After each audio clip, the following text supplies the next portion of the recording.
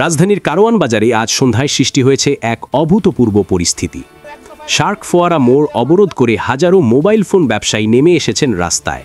এক দফা জোরালো দাবিতে ডাক, টেলিযোগাযোগ ও তথ্য প্রযুক্তি মন্ত্রণালয়ের দায়িত্বপ্রাপ্ত প্রধান উপদেষ্টার বিশেষ সহকারী ফয়েজ আহমেদ তৈয়বের পদত্যাগ।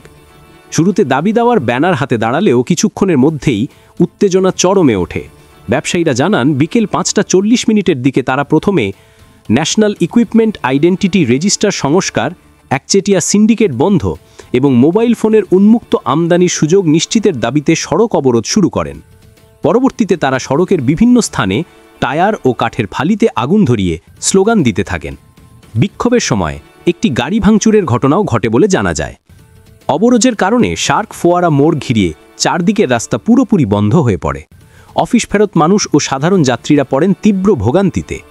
ঘটনাস্থলে দায়িত্ব পালনকারী পুলিশের এক কর্মকর্তা জানান, ব্যবসায়ীরা রাস্তা দখলে নেওয়ায় যানবাহন কোথাও নড়াচড়া করতে পারেনি।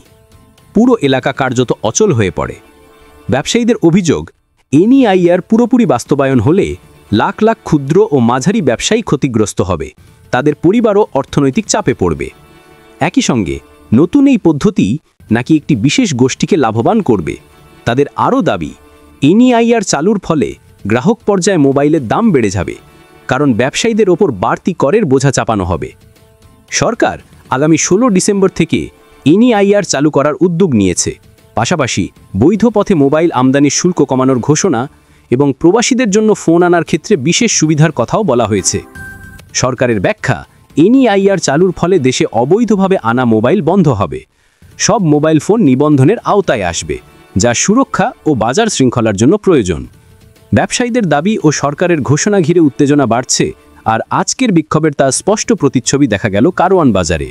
পরিস্থিতি স্বাভাবিক করতে আইন শৃঙ্খলা বাহিনী চেষ্টা চালালেও রাস্তা জুড়ে উত্তপ্ত পরিবেশের কারণে সাধারণ মানুষের দুর্ভোগ ক্রমেই বাড়তে থাকে। এনইআইআর কি বাজারকে শৃঙ্খলিত করবে নাকি অস্থিরতা আরও বাড়াবে? এখন সবার চোখ সরকারের সিদ্ধান্তে কি পরিবর্তন আসে এবং ব্যবসায়ীদের আন্দোলন কোন দিকে মোড় নেয়। আপনি দেখছিলেন এনএলবি নিউজ। সাথে থাকার জন্য ধন্যবাদ। পরবর্তী আপডেট জানতে এখনই সাবস্ক্রাইব করুন আমাদের চ্যানেল। ধন্যবাদ।